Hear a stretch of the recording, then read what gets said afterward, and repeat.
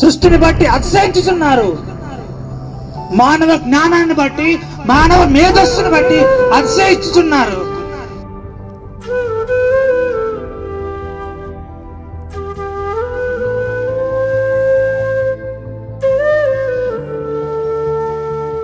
మానవుని యొక్క మేధస్సు ఎంత గొప్పదో అని ఆ మేధస్సును బట్టి అతిశయించుచున్నాం.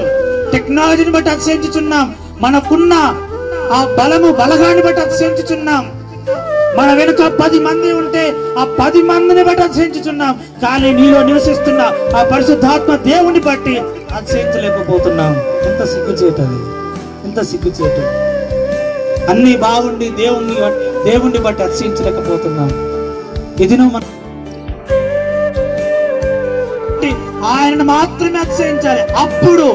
అప్పుడు దేవుని పట్ల భయభక్తులు కలిగిన ఆ దీనులు ఆ వార్తను విని సంతోషించుతారంట.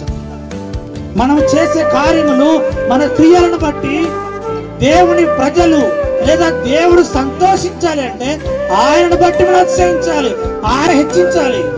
అప్పుడు దేవుని ప్రజలు, దేవుడు, పరలోకము మనల్ని బట్టి సంతోషిస్తుంది.